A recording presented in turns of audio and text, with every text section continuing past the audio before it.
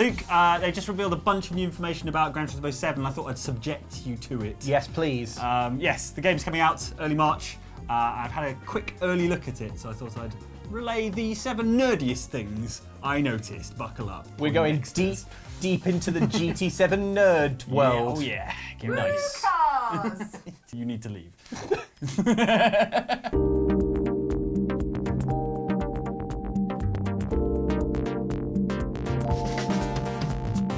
Okay, so nerdy thing number 1.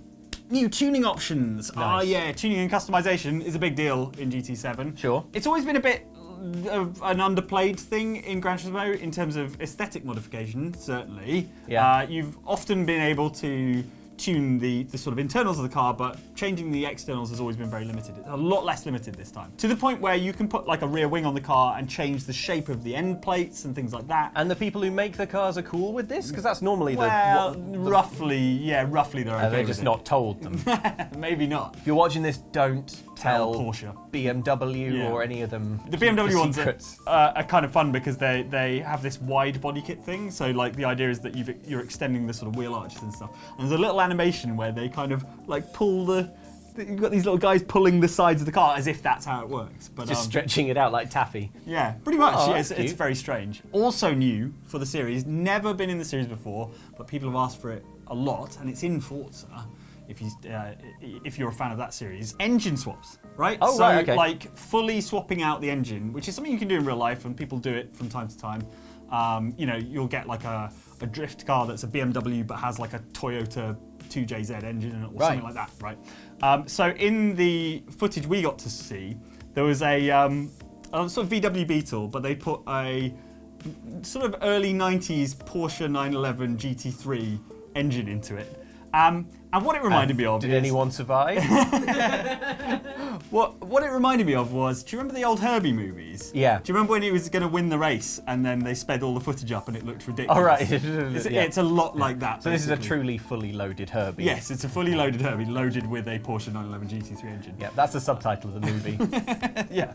So yeah, that's going to be kind of fun, seeing what people can do. I suspect there'll be some limitations. I mean, VW and Porsche are kind of under the same like corporate umbrella, so maybe that's why that sort of engine swap is allowed. Right. Okay. It's very sensible. You know, people have been swapping Porsche engines into Beetles for some time now. So you know, I wonder whether there'll be restrictions, but as a sort of new thing, that's quite exciting for people who are into tuning their cars. And obviously, Nice. actually tuning your cars is still a big part of Gran Turismo, particularly that sort of journey in GT mode where you buy a sort of used car and then you kind of tune it up so you can win more and more races with it. Make it good. Yeah, exactly. Yeah, so that's a key part of it. One thing I really like, which is a super nerdy thing, a nerdy thing within a nerdy thing, is that there's a new performance measurement button on the tuning screen. Now, before it would you'd make your tuning changes and it would kind of guess how powerful or capable you'd made the car. But often there were kind of scenarios where, for example, in GT Sport, you could take a car from the class above and detune it down to the class below, but it would still be massively more capable than the cars that are normally in that class. Right. Okay. So the way this performance measurement thing works is it actually simulates, like probably what it does is simulates a lap around a circuit. Oh, so you get in like the a more background. accurate rating. More for, accurate, which for your hopefully custom means cars. more fair multiplayer, more balanced multiplayer races and That's things like that. good, that's Hopefully. good. So that's the idea behind the measure button, and it's quite cool. So I'm looking forward to that tuning stuff. I think it should not only be more rich in terms of the things you can do during GT mode, which is the campaign mode, but also it should make multiplayer racing a little more fair.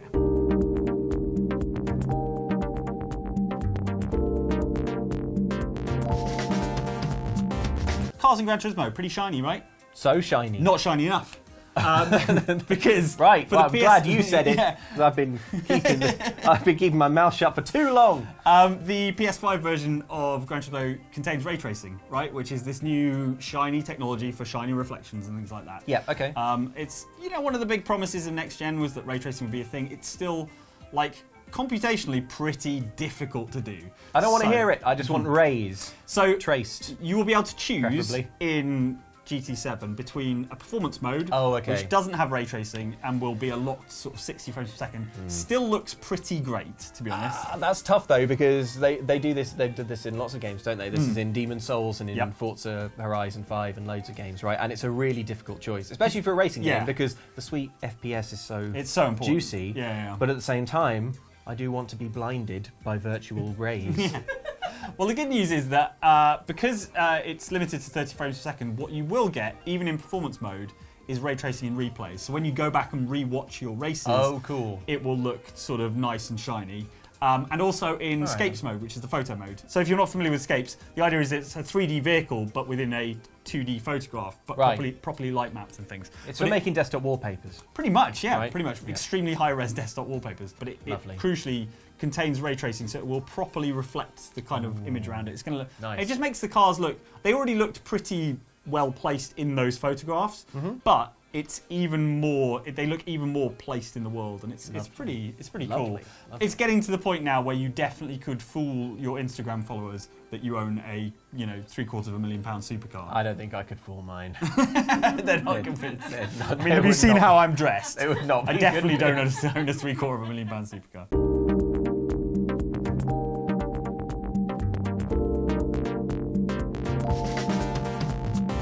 You're going to like this one, number 3, bit of an audio file. Right? Yes, I am, yes. 3D audio. Again, it's a big thing for the PS5, something they talked about early doors. Lovely. And it sounds like it's going to be amazing in Gran Turismo 7. Good. Because obviously you'll be able to hear the different sort of engine notes around you, but they're sort of recreating the reverb and things bouncing off surfaces and stuff like that. Lovely. So your engine note when you pass a wall or when another car's passing a wall will be rebounding off the wall.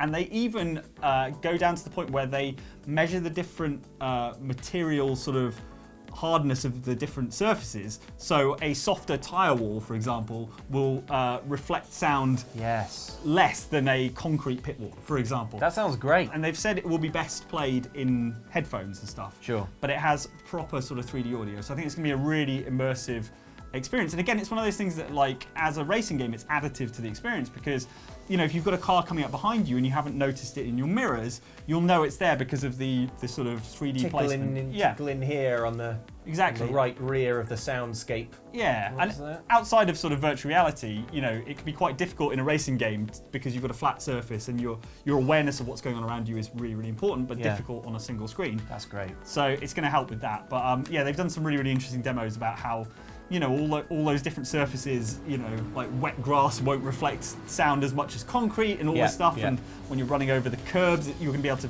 feel the placement of where that audio is coming from. Distinctive wet grass reverb. Yeah, exactly. This was a great one, Mike. I'm very excited about that. Yeah, I think it's going to be a good experience and worth playing on headphones. I'm sure it'll sound great on a TV as well, but for the full experience. Mm-hmm. Can the next point measure up to that one? Let's find out. Who knows?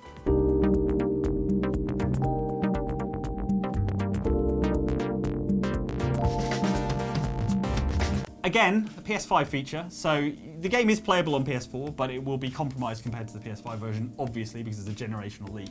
But the haptic feedback on the controller... Getting some lovely... Right? I mean... special triggers. Yeah, exactly. Great. So the trigger resistance is going to be a really key... What's it called? Adaptive triggers. That resistance is going to be really, really key. Now, it's not just about the sort of... the amount of sort of resistance on the brakes in sort of standard braking, but they've even gotten to the point where, how ABS works, right? In extremely broad strokes. Okay, so when you're braking really, really hard and the tyre's going to lock, what ABS does is releases the brake.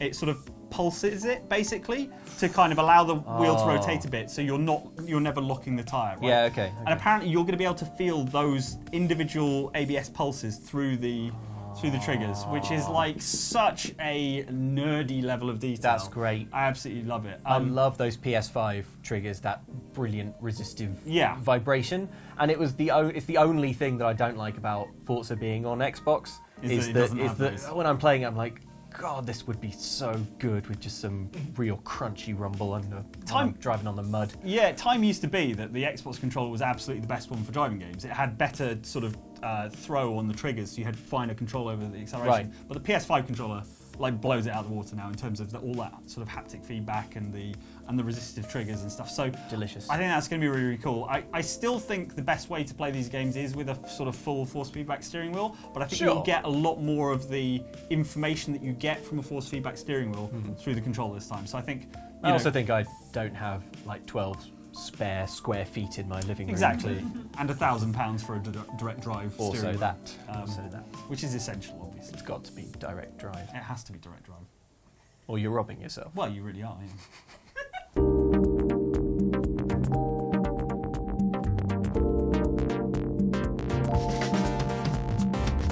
Number 5, this is one I'm extremely excited about, but you might be less excited about. So the return of dynamic weather to the series, but this time the weather is properly localized. So if you have a big circuit, like the Nürburgring, for example, 14 miles long, it can be, and I've experienced this in real life, it can be sunny at one side of the track and chucking it down at the other side of the track. That's cool though. The idea that you can drive from like a sunny side of the track into and like a cloud could drift across the course. Exactly. So you will know where those clouds are because the game now, even in the HUD, has a weather radar. So you'll be able to see where. And this is information that your pit crew would probably normally be reporting to you. Yeah, like eyes on the road. Yeah. You shouldn't be looking at a weather radar. But as you know from Formula One, the teams always have an idea on where the weather is, what direction it's coming in from, how dense those clouds are. Track should be dry in 2 minutes, Lewis. 2 minutes. exactly that. And you'll remember how pivotal it can be from the race where Lando Norris chucked the raceway by staying on the wrong tyres, right? And then it chucked it down. God, he was close. All that kind of strategy is a key part of real racing. You've made it relatable to me, well. The pain of Lando Norris, yeah, exactly. So that dynamic weather is back, but also the points where the puddles accumulate on the circuit is accurately modelled. As it starts to dry up, the racing line will dry up quicker because cars are running over it and displacing water and warming up. So will you get those lovely kind of trammel lines through the wet that everyone has to stick to? Yeah, we have footage of that. Great. So yeah, it's really, really smart stuff. And also, as a sort of sub-part of this, the day and night cycle is back as well, which wasn't there in GT Sport. But it means 24-hour races like Le Mans will be, accurate and realistic. And there's some amazing time lapses that we've got of this technology working. We're talking about proper atmospheric simulation. So all of the clouds you see in the sky in GT7 are generated particle clouds. Yeah, proper particle clouds, and they're generated by these sort of and they even determine where the circuit is in the world and how the weather sort of models relate in that area. So it's really very, very, very clever stuff and super nerdy.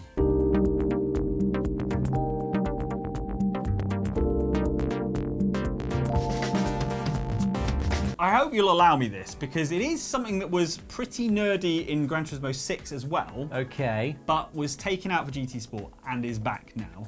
Right. But it is... I'll allow it.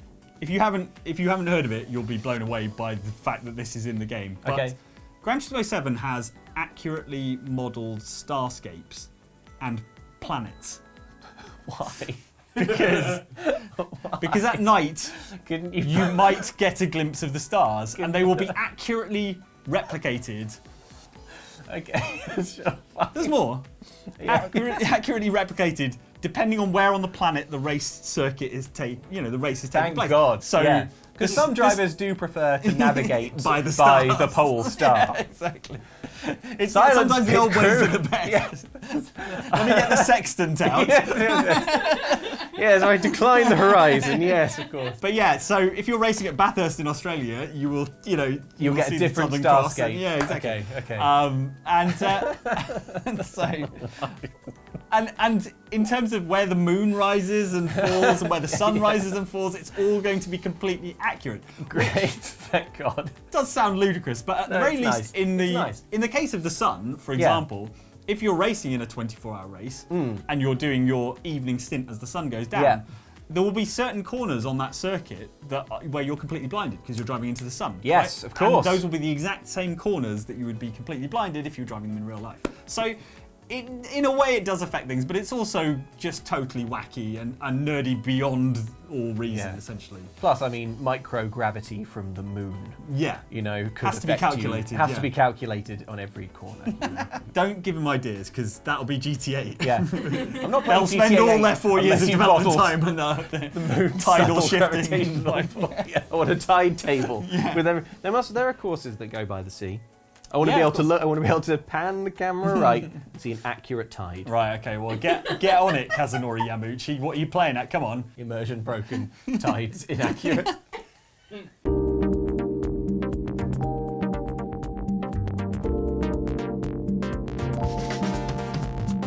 So, replay is obviously a very big part of Gran Turismo. You know, watching back the beautifully modelled cars on the beautifully modelled circuits.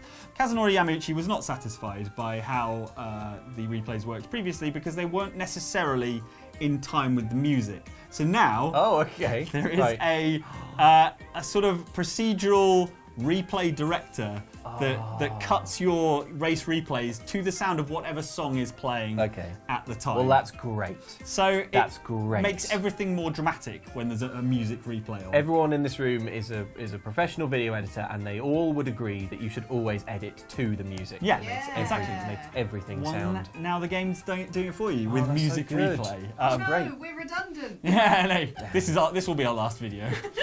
We're shutting up shop. Gran Turismo 7 AI will take care of the rest of the channel. It's accurately modelled our YouTube channel. And in fact, music's quite a big part of GT7, strangely.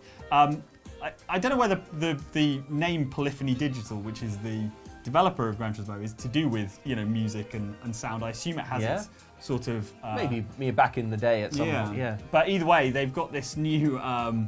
more relaxed, they describe it as a more relaxed, more casual sort of driving experience called Music Rally. It doesn't sound that much more relaxed because you're chasing checkpoints in order to earn beats of the song that you're listening to. Oh my God. So that they don't run out before you've gotten to the end of the song, which sounds stressful to me. But at the very least, you won't be racing other cars. There's a bit of slow-moving traffic, but the idea was it's more like a... So what they described was that if you're someone like me, terrible racing nerd, you'll turn all the music off because you need to be able to hear the tyres scrubbing and you need to be able to hear that 3D audio of the cars coming up behind you and stuff like that. Yeah. And he's like, that's fine and understandable, but sometimes you also want to just drive to music. And like car driving and music are kind of inextricably linked, right? Yeah. Like everyone listens to music in their cars. It's a big part of the driving experience. So this what they've tried to do is So it almost makes me think of like a kind of Tetris effect mode where it's like you're driving and it's like kind of about vibe. Yeah, exactly. I think exactly that. Sounds good. Yeah. So we'll see how successful it is. It's one of those quirky, eccentric things that we've come to expect from Gran Turismo games. The replays to the music. That's a nailed-on winner. I think it's going to make a big difference to how cool and dramatic your replays are. And they've added more songs to the soundtrack to make this more valuable, right? So there's now 300 songs from 75 artists. So there's a lot more music in the game than there was previously. So yeah, it should make all your replays look really exciting and give you an excuse to rewatch every race in full afterwards. Or turn the music off and put Splash Wave under it. Oh, can you imagine? Which is probably going to sound and look better. You'd have to find a song that has the exact same tempo and phrasing as Splash Wave, and then just rip it out and pop that over.